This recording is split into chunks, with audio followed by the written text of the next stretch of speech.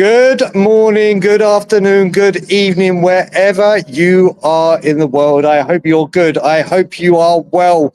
What a beautiful day. Spurs win, Spurs clean sheet, Spurs 3 points, Spurs 3 goals, and a first. I have someone with me for Reacts. This is Paul, a good friend of mine from London that just happens to be in Toronto. And he has come to the yard to watch the game. Paul, how are you, buddy? Yeah, I'm very good, thank you. Thanks for letting me join the podcast for this, and a great pleasure to be at Scotland Yard for the first time to watch my first game abroad. I'm usually at the Lane, but yeah, fantastic. How was your time at the yard? Awesome. Yeah, I'd fully recommend it to anyone that's coming out here to Canada, Toronto. If you're a Spurs fan, you've got the opportunity to watch a game here. Yeah, give Brian a call and get down there. It's absolutely awesome. Right, so now let's talk about it. Yeah, let's talk about the game.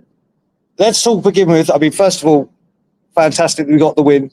Fantastic. Yeah. I was asking you before, that's the first clean sheet since Manchester United back in February for Spurs in the Premier League. But let's go from it. It's a starting lineup, obviously caused a bit of talking points with Archie Gray. Yeah, it did. What do you reckon of the lineup when you first saw it? I was a little bit sceptical of it. I think it was a very young midfield, but again, I can see Thomas Frank's thinking with that is that with the big game against Manchester City coming up, obviously the game in the Super Cup against Paris Saint-Germain, there was probably some tired legs in there, and picking a young midfield would probably be enough to get past Burnley, which it proved to be.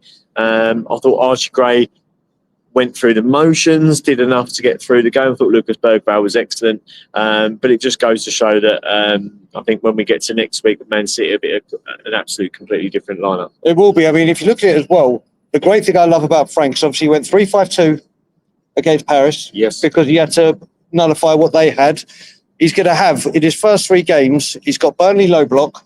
Yes. He's got Man City high possession. Yes. And then he's got Bournemouth high press. So he's got 3 different games, 3 different strategies, and he reverted back to a 4-2-3-1 today, didn't he? Yeah, absolutely. And I think as having watched Tottenham for absolute donkey's years, I think this manager has got it down to an absolute T. That I really believe that he sanctioned for that sort of performance today. He knew that Burnley were going to sit back, and we sort of were patient at times. It was frustrating to watch. I think after we scored the first goal, it became a little bit slow and a little bit sort of disappointing to a point.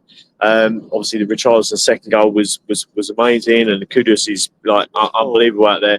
But I think Man City, I'm confident we'll go to Man City and not get beat next week. Well, we do. Yeah, exactly. And they fear us as a club, and they certainly fear Thomas Frank's got a good record as a Brentford manager, going there and getting results. So I think like with the transfer window as it's panning out, we're looking to obviously get these players in. I don't want to talk too much about that, but with Eze being close and Slovenia, I think if we can go and get not beat at City and then get a result at home to Bournemouth, and then the transfer window ends. So if it was 7 points out of potential 9, I think that's major success for Tottenham and a real big stepping stone.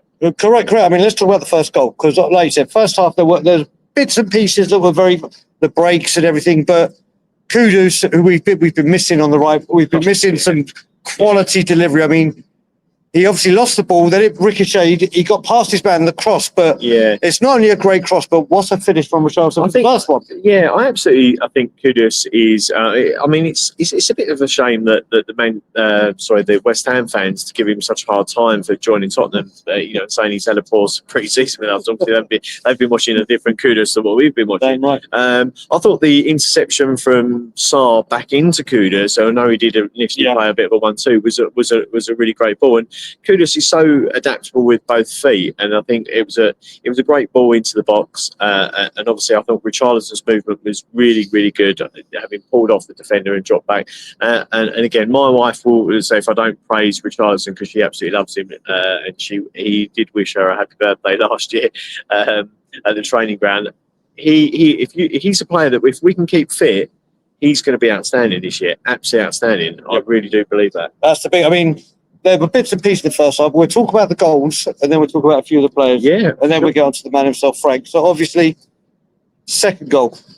Well, there was a bit of a lull, wasn't there? There was a bit of a lull where Burnley were trying to get back into it. There's a little bit stop-start.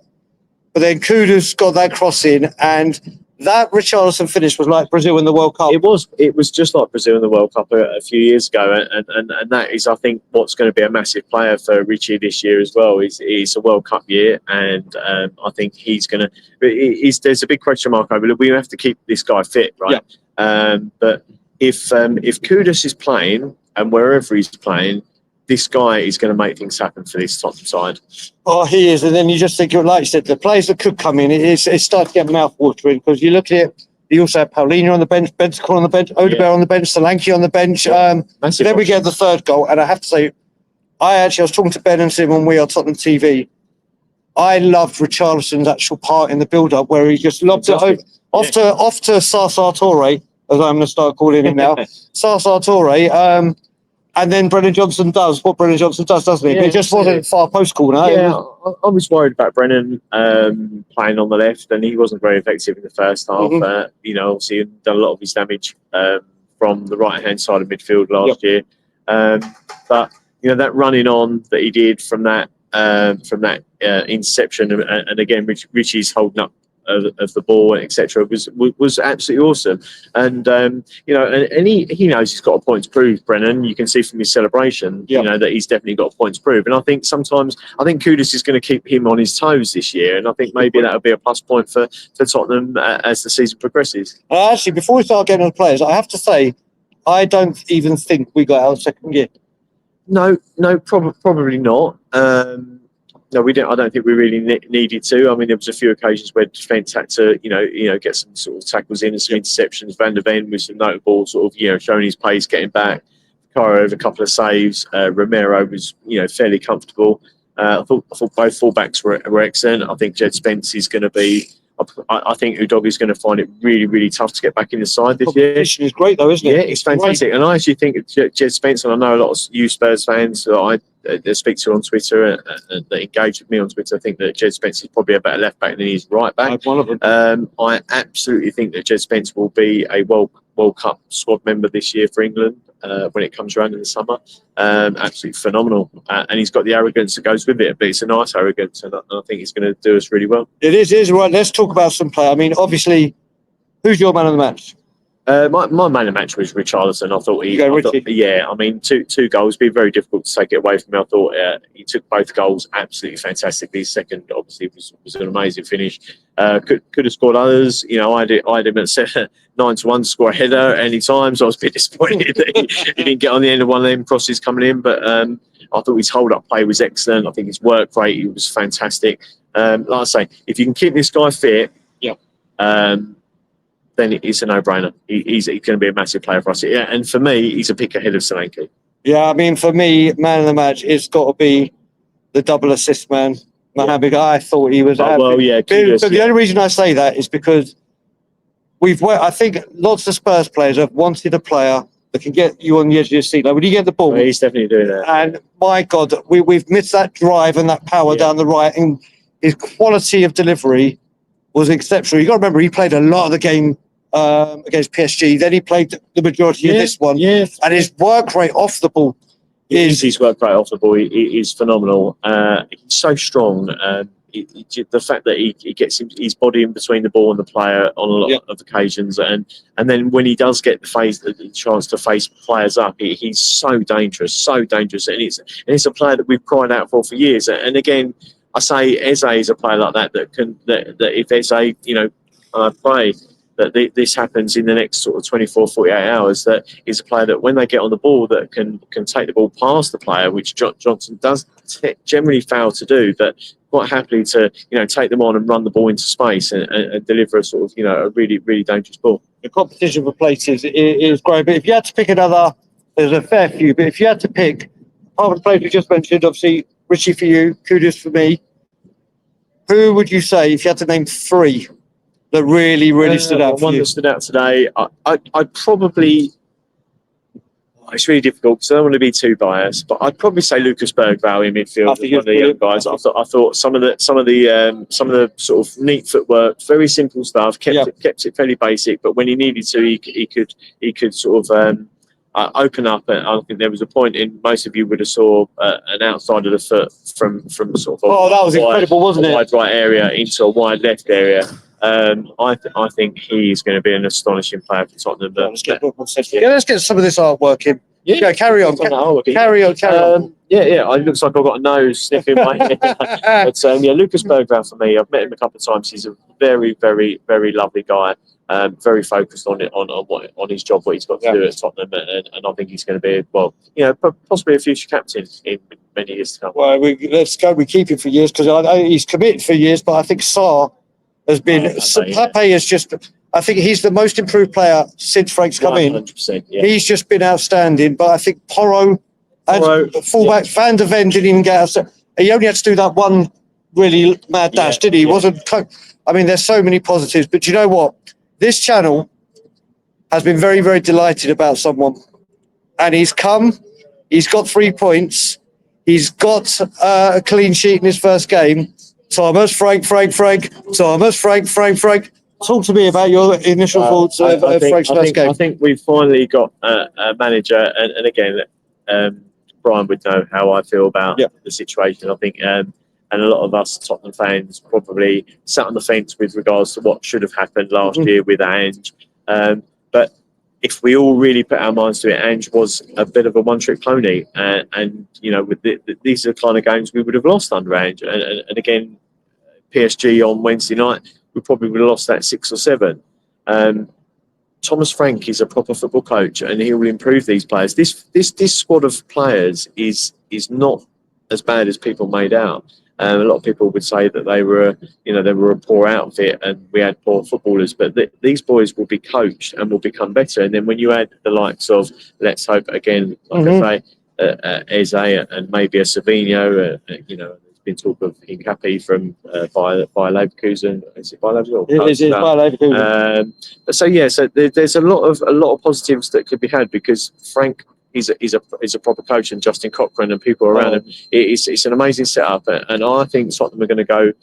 We're going to go well this year, I'm really positive about it. Yeah, I mean, the structural and the shape for the defence, you can see it's there. They're all supporting each other, running for each other. There's just always a pass. There seems to be a plan, and obviously it was very gung ho under Ange. We've had it with Conte where it's very rigid, but there was always a pass. There's always an angle. There's always movement. And to just start, I don't think there's a better way. But like you said, and we were talking about it, the coaching staff that have come in are, I've said before, I think they're the best coaching staff, like from what they're all doing with their roles that we've had under Levy. Probably since Pochettino, I don't think they were too bad. They weren't there for 3, but they've got 8. But this is a proper setup. Yeah, it is. And like you said, the great thing that you noticed as well is when they came off.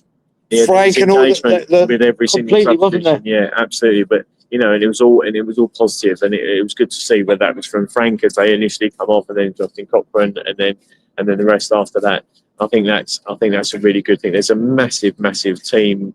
They feel like a team bonded and a team with a real target to get things done or get shit done, as I say in my industry, and I think we will this year. So it's happy times. But Paul, thank you for being the very, very first person on a React with me. Yeah. It's delighted. I said to people to do some more content with people. Yeah. You're the very, very first. You never forget your first. No, Paul, that's right. Where can people find you if they want to hear more? So obviously people would know me probably from a time when I was Spursy Paul. I had quite a lot of followers on there, but from Twitter became a very negative place, and I kind of left the building for a little while. But I've got the Cock and Ball bar in Rayleigh, where I live, in Essex. We've got a Tottenham bar that's themed there. We have a lot of guests come round, so I'm hoping to do some podcasts from there. I've spoke to Brian. We'll get some guests on. So Cock and Ball 78 on Twitter.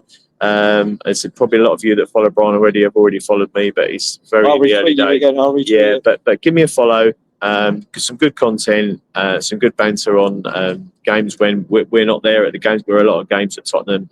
I'll be at the Bournemouth game week after next, which I'm meeting some of Brian's Canadian friends that are going there.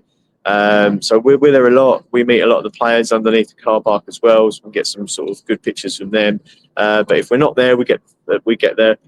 3 p.m. games sometimes in the bar. Shouldn't say that probably. But give us a follow and give us a shout out, because it'd be great. And you'll be seeing him more on the channel, and we're going to help support him when he gets his channel up and going. So people, I am closing the Frank therapy session. 3-0, 3 points, clean sheet. Thomas, Frank. Thomas, Frank. Mate, awesome.